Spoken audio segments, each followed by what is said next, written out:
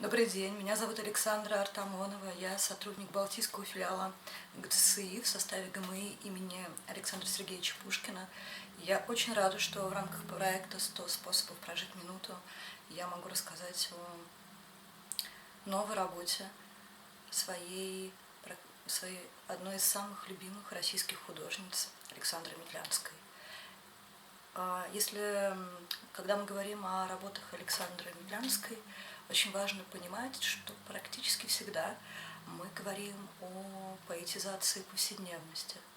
Мы говорим об очень герметичных, очень минималистичных фильмах, которые близки к поэзии и в которых, на первый взгляд, абсолютно ничего не происходит.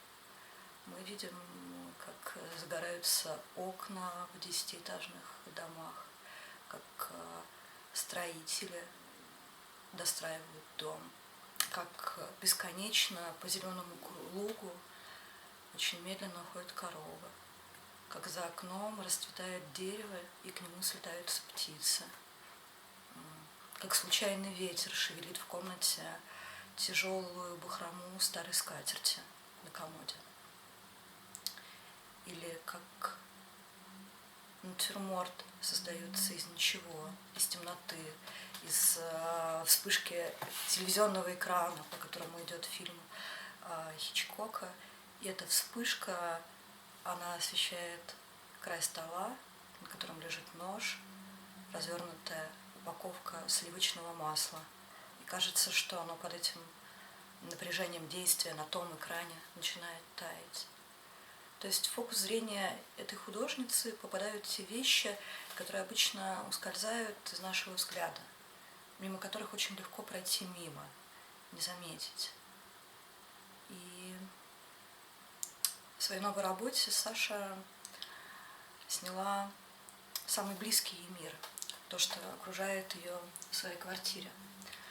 И замечательно, что это произошло в эту серую карантинную весну, когда многим москвичам и жителям других городов России было запрещено выходить из дома. Многие люди оказались предоставлены сами себе в своих квартирах. И, наконец-то, у них предоставилась такая редкая возможность осмотреться вокруг себя. И взгляд Саши, он упал на те вещи, которые находятся на расстоянии вытянутой руки, на старом секретере. Вы знаете, что для советского и постсоветского быта очень характерны были вот эти, как очень точно написал исследователь Сергей Ушакин, сервантики застолья, в которых собирались самые разные вещи, начиная от слоников, которые принято называть мещанскими, до фотографий и хрустальных сервизов.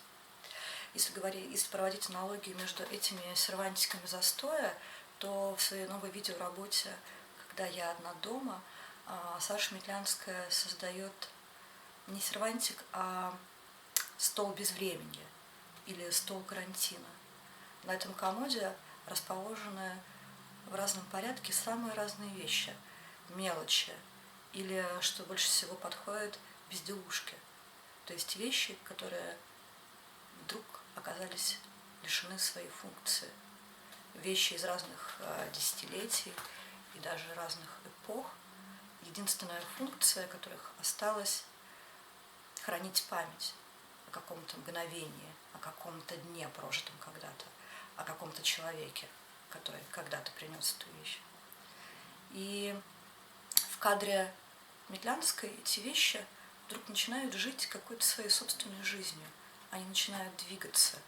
Они как будто привыкли к тому, что их хозяйка наконец-то осталась дома на долгое время, и можно ее не прятаться, можно делать все, что угодно.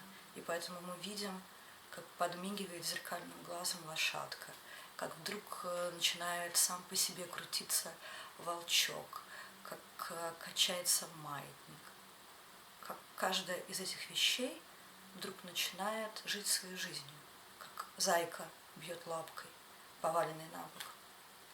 И, конечно же, важно, что кроме вот этого стола безвременья и стола карантина, этот стол с вещами, очень своей вот этой избыточной яркостью, которая вообще работа Медлянской не очень свойственна, своей такой превосходной, очень насыщенной красотой отсылает нас еще и к витринам европейских рождественских магазинов, когда мы видим, как там все горит огнями, и как разные вещи тоже двигаются и живут. И если говорить о том, что это карантинная весна, часть лета нам была дана как такие затянувшиеся каникулы, праздники, которые никогда не заканчиваются, то мы можем сказать, что отчасти такой витриной чудес, только расположенной в твоем собственном доме, вдруг начинает являться такой стол. Важно, точнее, даже не то чтобы важно, это такое очень хорошее, мне показалось очень удачным способ говорения об этих вещах. Когда мы должны были говорить с художницей в диалоге о том, как эта работа создавалась, мы в какой-то момент решили, что на самом деле логично будет назвать эти вещи. И в своей речи Саша не рассказывает о том, как создавалась эта работа, а достает каждую из этих вещиц из небытия.